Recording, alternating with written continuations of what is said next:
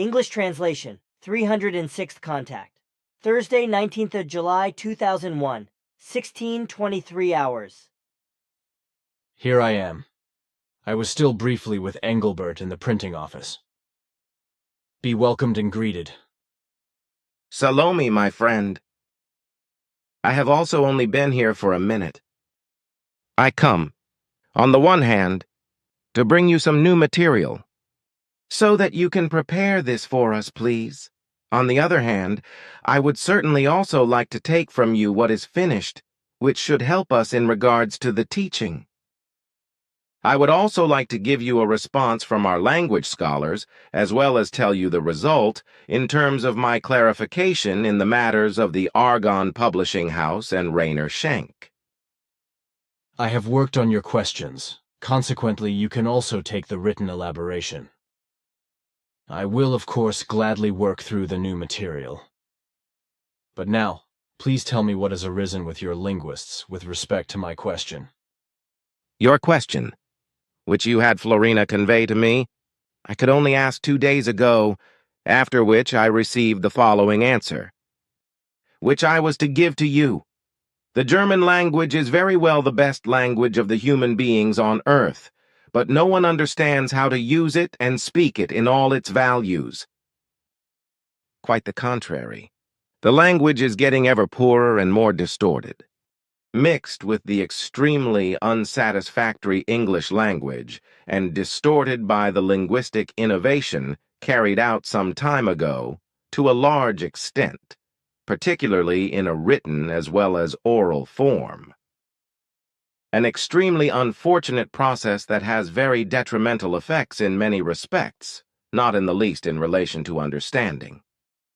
Yet even in the Swiss-German language, distortions arise in the way of writing because, for example, where an open E should be written, which could be written as E with a small straight line over it, so as follows Ptah writes, A, and A is used, as for example with the word Ecke, which is written as Egge instead of as Egge.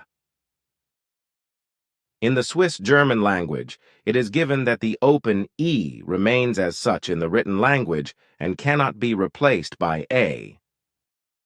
But now to your question. As Florina explained, in one of your novels, you used the phrase that a character in the novel's main character, was not underprivileged in relation to his intelligence, etc. This was objected to you by Florina and was described as inaccurate. At the same time, our writing experts and linguistic experts of the German language explained that the word choice was absolutely right and free of objection. Someone who is underprivileged means, on the one hand, for example, that a low compensation or otherwise any disadvantage of a material form is made, but on the other hand, the meaning of underprivileged is related to the intelligence of a person. That is to say, to an intelligence-related evaluation of the person, in that in the case of one who is underprivileged, a degradation of the person and his or her intelligence takes place. An underprivileged person, in the sense as you have written in your novel, means that there is an intellectual and consciousness-related devaluation, impairment, and degradation, which can also have reference to physical injuries and to abilities and so on. In a purely material form, particularly regarding finances, goods, and property, underprivileged also means poverty and low compensation, as I already explained. It also means receiving remuneration or something below the average, or having something below the average. Unfortunately, many German-speaking people presume themselves as knowledgeable in the individual values of words and meanings of the German language, and even believe that they actually master the German language to a great extent. But they understand many words incorrectly and cannot use old as well as new words and terms in the right form, which is also quite evidently true, unfortunately, for people who do not understand your choice of words and linguistic knowledge and who are underprivileged as compared to you. Those are the explanations of our linguistic experts and writing experts of the German language. But the fact that you mastered the German language very well, there is absolutely no doubt, as it is also true that you have mastered many words and terms, as well as their correct interpretations more than just above average. But that should not be surprising when you consider that you learned much more through my father's Foth in your very young years than would otherwise be possible for a human of Earth. This also includes the fact that you could already read and write at the age of 6-12 years. Thanks to Svath's assistance and instruction, for which I will be forever grateful to him. But just with regard to Svath's legacy, I have a question. You have now already brought me quite a lot of my earlier poems, verses, and aphorisms which Svath collected and left behind for you.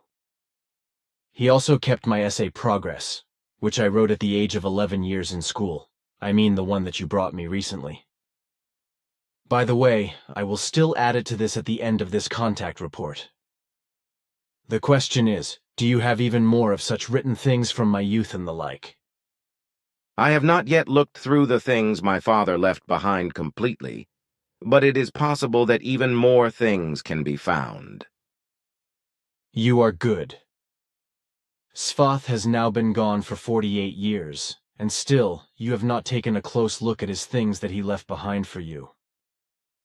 This might seem strange to you, but for me there is no need for this.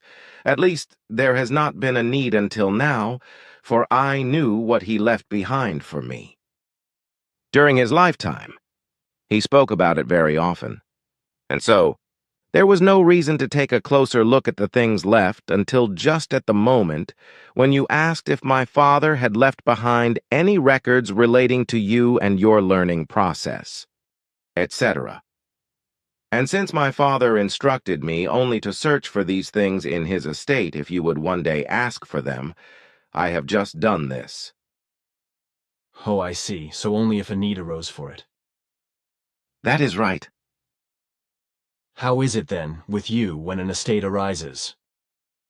Here on Earth, it is very often the case that the surviving relatives get together and dispute with one another, just because of the wealth, so because of the money and the goods and property, etc. Such a doing is foreign to us. Of course, you have indeed no money, and you can always get all goods and property from the community without any money, just what you want. This probably prevents any envy or any resentment, etc., which means that each one has what he or she wants. This might also explain why theft is a foreign word to you, and why you have no crime in relation to this. If anyone can possess what he or she also always wants and also receives this from the community, then any theft and fraud, etc., are nipped in the bud. You encounter the sense of the matter. But now, I would like to inform you of the result of my investigation regarding the Argonne Publishing House, that is to say Magazine 2000, and Rainer Schenk. What Michael Hesemann told you, unfortunately, corresponds to the truth and is very regrettable. It is also true that Rainer Schenk actually works at this publishing house, as I determined just today by my investigation. Moreover, it is to be said that just yesterday, on the 18th of July, he wrote a letter and took it to the post office, on which he wrote down today's date, however, so the 19th of July. The letter is addressed to Wolfgang and contains the desire that the free community of interests should enclose promotional material for the Argonne Publishing House in its shipments, etc. The South German Study Group should also be included therein. Both for this group as well as for the free community of interests in the center, this would not be an advantage, but rather a disadvantage, so my advice is that this desire should not be granted.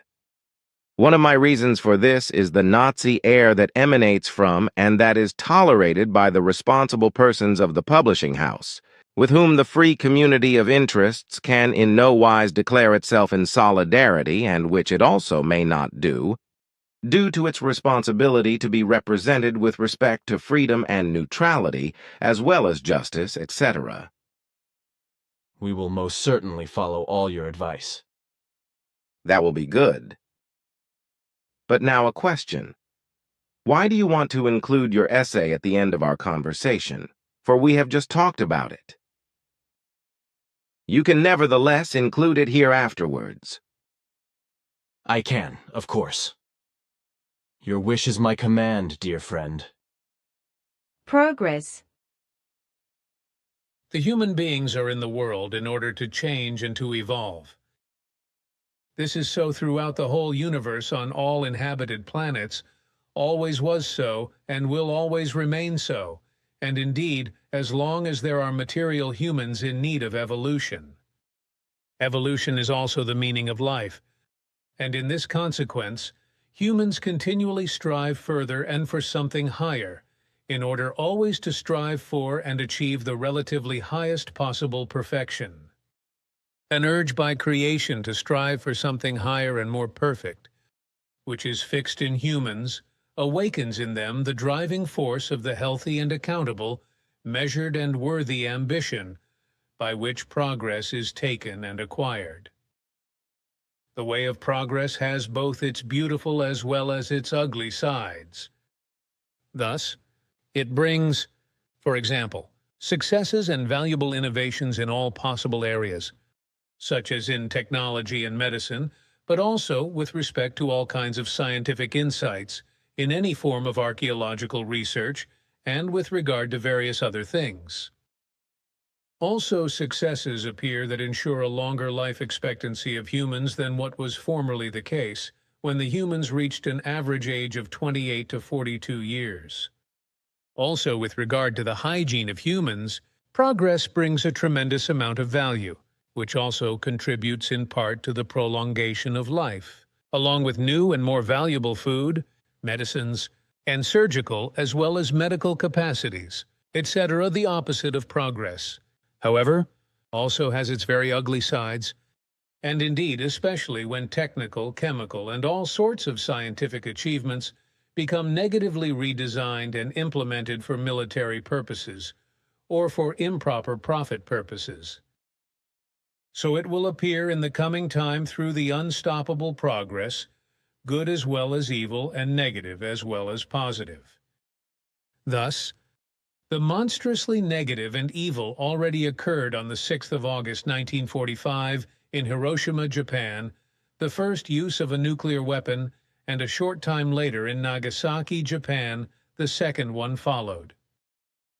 These atomic bombings, which cost the lives of hundreds of thousands of humans, terrified all of humanity, while the Americans responsible for this fell into the flush of victory. But that is not enough, for the progress of the future will still bring many other deadly weapons, and indeed, also those that will be based on deadly swinging waves and rays, which can destroy the coming electronics technology as well as all animal organic and human organic life. However, the whole environment will also be affected, and the terms environmental pollution and environmental degradation will become just as bad catchwords as also the incessantly growing overpopulation, for which the foundations are already laid, which will allow all earthly and human-produced problems to grow immeasurably. Also, spaceflight technology will be included in the progress, and already soon, this technology will also belong to everyday life. However, there will also be a mixing of peoples, which will bring hatred and death, but also disease and epidemic carryovers, which will demand very many victims. Thus, diseases and epidemics will be displaced from the southern into the northern countries, and from the northern into the southern. And especially human sexual perversions and greed for profit will play very important roles.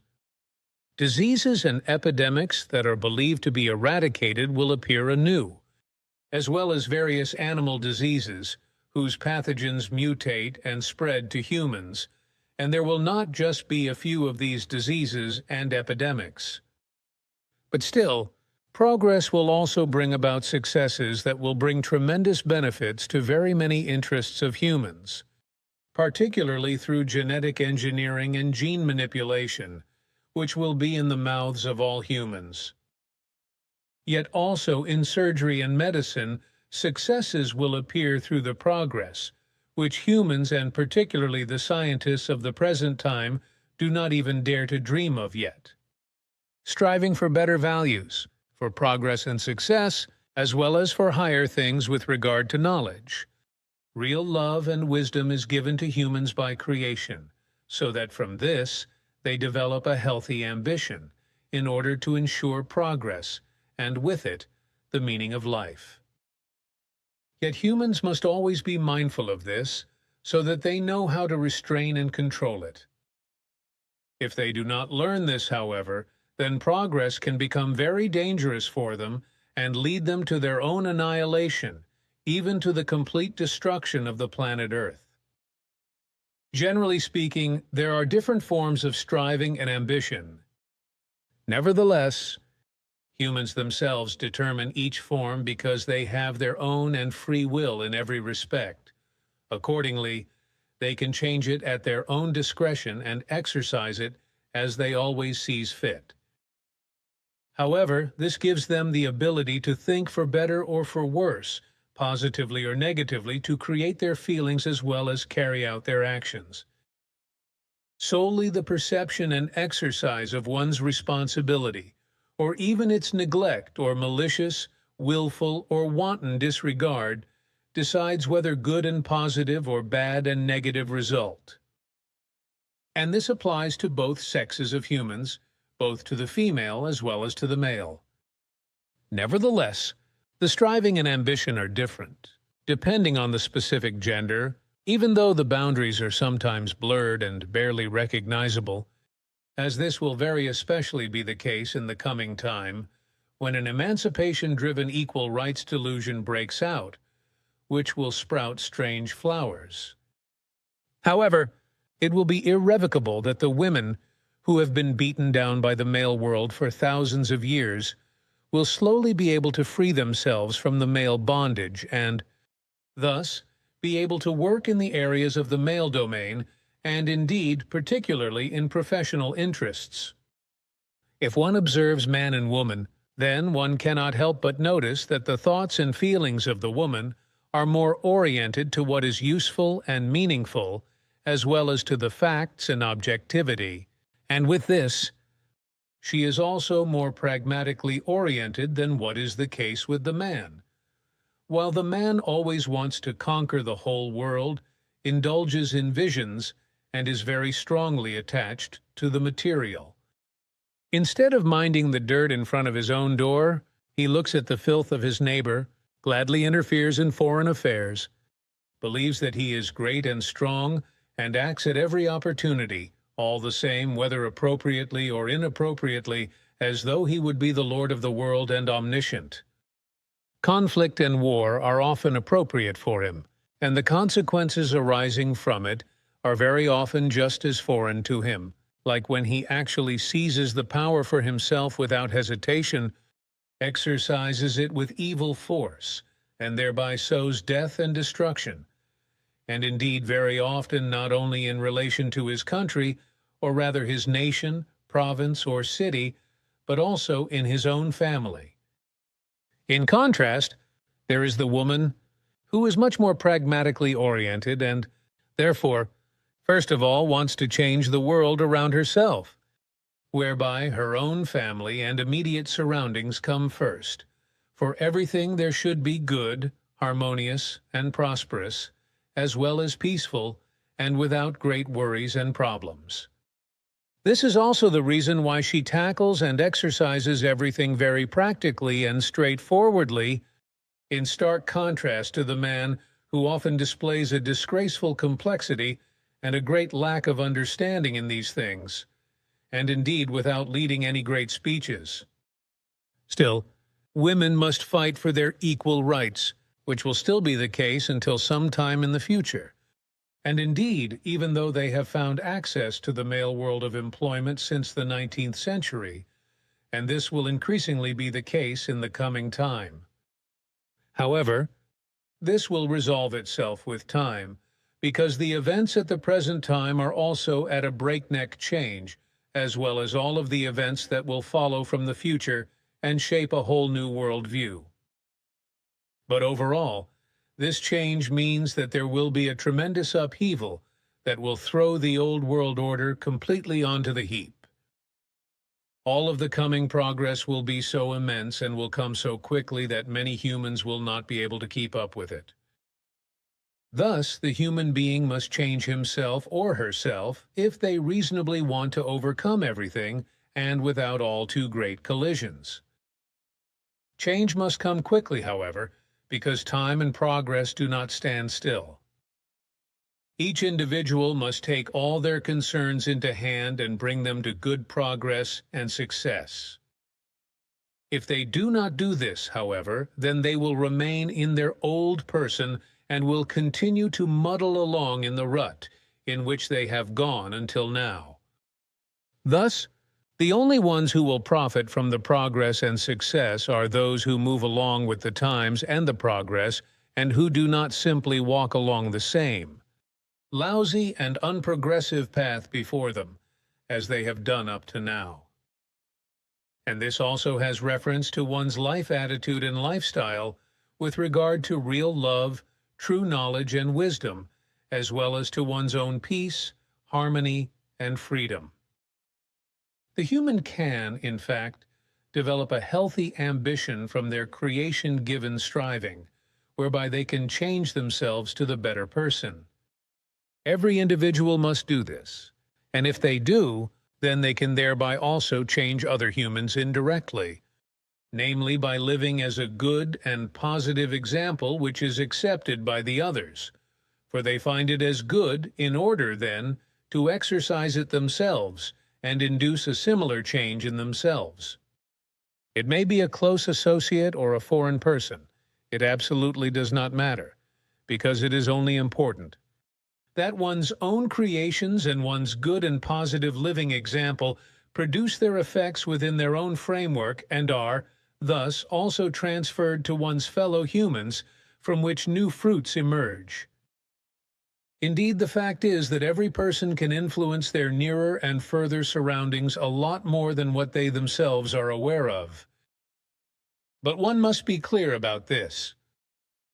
If one wants to see humanity change, then one must begin with the change in himself or herself. Schoolhouse B. Bulak, ZH, Tuesday, 3rd February 1948, 15:16 hours. Edward, 11 years old. Corrections, Teacher Gustav Lehmann. I do not command you. Of course not. It is just an expression. But you know, I still remember that birthday of mine very well, when I was allowed to write the essay. Teacher Lehman told me in the morning, when I wedged myself into my school desk, that that day was a special day for me, even my birthday, so he wanted to exempt me from the fixed timetable of subjects, such as arithmetic, singing, gym, and dictation, etc. But for this, I could write an essay, namely at my own discretion, and for which I could take the whole day, so all compulsory school hours. Since I had just spoken with Svath in detail at that time about the future and progress, and, in this connection, had a lot to learn in its order, I just chose the topic of progress. So then, my essay arose from it, which I am now going to use as an Wassermannsite Aquarian Age article. Teacher Lehman was so enthusiastic about my essay that he handed it from teacher to teacher, who were surprised, to say the least, that an 11-year-old should have written such an essay. That is well known to me because my father told me the whole story. I should have guessed that. But tell me, you recently explained to me that Earth petroleum, that is to say, Earth oil, not only originated from bacterial deposits of moorlands, etc., but that even a process belonging to the Earth takes place, through which new oil is constantly created.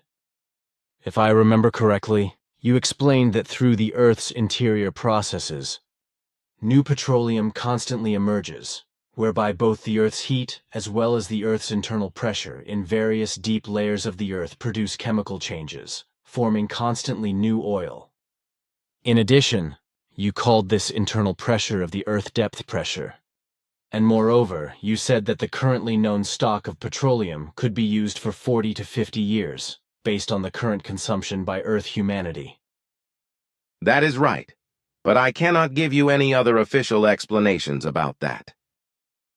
But is this what you wanted to ask for? That was actually my intention, yes. Now let us leave that. Then another question. In 1989, when the contacts were officially resumed, you spoke of the fact that in the GDR the death penalty was perfectly acceptable and that in fact many death sentences were carried out. The question now is whether I am now no longer bound to silence in this connection and therefore may talk about it. There is no longer a reason why you would have to remain silent. Then I would briefly like to repeat what I still know. If something is not right, then correct me, please. At that time, you said that the fact of the death sentences and their enforcement had been concealed, and to be sure, even from the citizens of the GDR. The method of execution was such that a short rope with a noose was placed around the neck of one condemned to death, after which the poor devil was then hung from the rope on a large meat hook and was miserably strangled in this way. Then later, distance had been taken from this method of execution, but just to execute one condemned to death with a pistol shot to the head, namely in a small bare room specially chosen for the purpose. In particular, death sentences were pronounced and carried out due to alleged nation-endangering machinations, but also for minor reasons. As usual, your memory does not let you down. Can you perhaps give me a number in regards to how many human beings were murdered throughout the whole time of the GDR through the implementation of the death penalty? That is well known to us. In all, 1,084 human beings were executed, but this, as you explained, was concealed. But I take it that there would have to be court records and the like, right? Such documents do actually still exist. However, the records are only very scarce because the largest part has been destroyed. I actually could have imagined that myself. Then to another question. Already for many years, books and assertions have been circulating with regard to the notion that food is determined for humans according to blood type. That those of certain blood types would, therefore, have to eat food that is coordinated to their blood type and so on, if they want to remain truly healthy and naturally live. Is this true? The assertion that food is to be determined for a person according to their blood type is not only wrong but ridiculous. Because each person is basically an omnivore who can actually utilize all healthy and non-toxic foods. Moreover, all health-sustaining food is equally valuable and suitable for every blood type. Consequently, with regard to food, there is no difference for certain blood types. Nevertheless, it is to be noted that each person, regardless of their blood type, is different in regards to the usability of and compatibility with food. This can be determined both by genes as well as by illnesses, and in particular, allergies have a major influence. Metabolism and catabolism are also of great importance. For also in this connection, differences arise from person to person, but which, in these forms, also have nothing to do with the blood type of the individual. Thus, also in this regard, reactions are different from one person to another. Even though other differences also appear with the foods of various peoples and races, this has nothing to do with the blood types, but solely with the foods that thrive in the various countries, etc., and that are used by the humans. In your linguistic usage, you have a suitable saying that can be attached to this. Other countries, other customs and practices, other peoples and races, other foods, meals, and beverages. So it is utter nonsense what is said about blood type-specific foods. Even male doctors concern themselves with this matter and affirm that certain blood types require particular foods. On the one hand, that is based on delusional ideas, and on the other hand, on the desire for profit. That is surely so. When I think of all the books that are written in favor of this nonsense and by which vast amounts of money are earned. The money and the image are very well the most crucial points of the matter. That is certainly so. Another question. In AD 535, so in the 6th century, the earth was wrapped in a smoke or dust veil for many months, through which the sun was only faintly visible. Do you know what it was at that time? At that time, the Earth was wrapped in a veil of dust particles for 18 months, through which the sun was, indeed, only seen faintly. The event, which brought about worldwide impacts in terms of a climate change, was triggered by a gigantic eruption of the volcano Rakata, which is known to you as Krakatoa, or Krakatau. Ah, yes, this volcano exploded in 1883, whereby more than 1/2 the island sank into the sea. Through this, there were about 40,000 deaths. Wait a minute, please. Here's the encyclopedia. Ah, here it's written, Krakatau, Krakatoa, Rakata, volcano. Island in the Sunda Strait, Indonesia, between Sumatra and Java, 15 km 830 m high. Forms, with 2 other islands, the remainders of a former 2,000-meter high volcano, which exploded in 1883.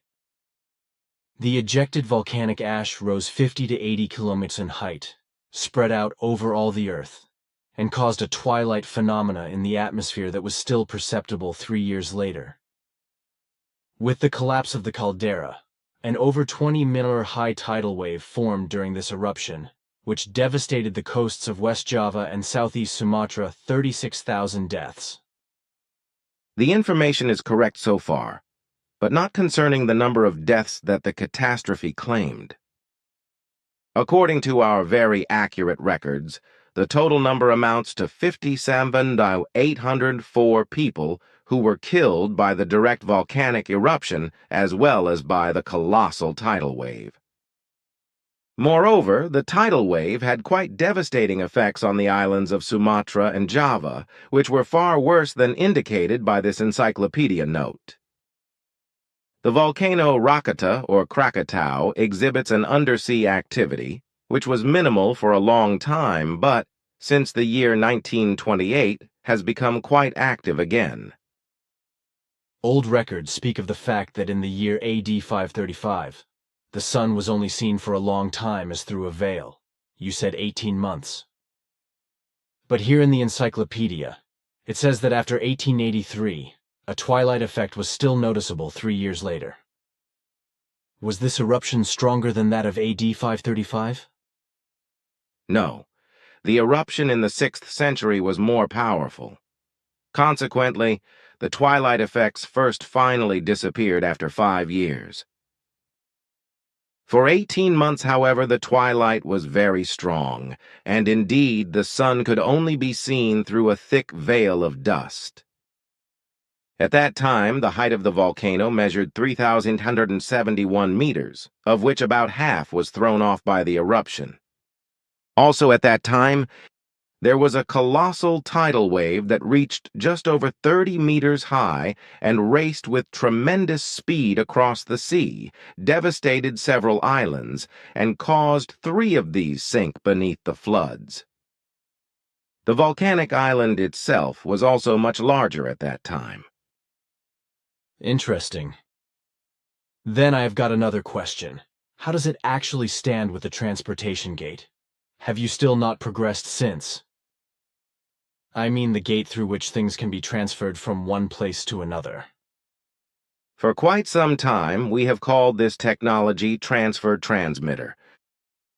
Yes, we have made progress, and indeed in such a manner that the test objects now actually arrive at their destination. Nevertheless, there is still some ambiguity to be mastered, and there are safety factors to consider before this technology is advanced to the extent that humans can use the transfer transmitter, guaranteed without harm. Nice. And what about Mozart's grave? When will we quickly zoom there? It will be in the coming weeks. Then a question about the Talmud. The term Talmud, as Svath already taught me, comes from the ancient Lyran language and actually means case, trunk. So for the Talmud Emmanuel, the meaning case of Emmanuel arises. Then, in accordance with the ancient Lyran language, it can be interpreted that the case contains Emmanuel's teaching. Is this right as such? That corresponds to the truth. So then, this title must also be retained for the book and may not be replaced by the teachings of Emmanuel? Of course, but you know this. Why do you ask, then? White Flower, publishers in America, wanted a new title for the book's reprint. I explained that this may not be done. The title Talmud Emmanuel must be retained. Another title would be a falsification. Okay, done. Now, I would like to ask about what technology and energy source you actually use for your intergalactic and planetary communication. As I know, your technology is aligned such that there is no loss of time during communication, not even when this is carried out across millions and billions of light years. Can you explain something about this to me, or is it all a secret? We use the technology of negative speed, through which a signal is already manifested at the destination through corresponding communication devices before the actual transmission or sending of the signal has even begun. Thus, the signal already reaches the goal upon input of the signal. The sending distance is unlimited and therefore extends throughout the whole universe. The energy sources for which you ask are actual signal carriers by which everything is linked together throughout the whole universe and through which the cosmic communication of all things, all life, and all existence takes place. These energy sources are not detectable and are not at all usable without suitable and high-precision auxiliary apparatuses. For the human eye, they are completely invisible, and they have the capacity to penetrate any matter irresistibly. And when I say any matter, I mean it. For no matter or antimatter exists throughout the whole universe that could not be penetrated by these energy sources that travel billions of times faster than the speed of light with unimpeded speed. These faster-than-light energy sources are subneutrinos. Our technology allows us to equip these with signals, which also happens with billions of times the speed of light and has the effect that the signals spread like lightning throughout the whole universe and indeed indefinitely in all directions. In order, then, to catch the signals, special and highly sensitive sensors are necessary through which the signals are then transmitted to an equalizer and deciphered. Our science knows about neutrinos, however. That is right, but I am not speaking of the neutrinos that are known to the earthly scientists, but of subneutrinos, concerning which the scientists of the Earth do not know that they exist. Also, they will discover these not long from now. What do you mean by not long? 50 years or 100 years? I speak of several thousand years. Man, oh man, your concept of time. But now I have got a question about beaming. At what distance is this possible for you? The distance amounts to 3 light seconds. Bang. That is, yes, 1 moment. Yes, that is indeed about 900,000 kilometers. Just a moment. 8,989,377.374 kilometers, as my auxiliary brain says here. That is right. Do you still have time for a question? Certainly. So, do your personal protective shields function like the ship's protective shields? I mean such that the protective shields automatically strengthen when any energies or materials collide with them? And what about physical projectiles? Do they become deflected or dissolved, or are they also converted into shield-strengthening energy?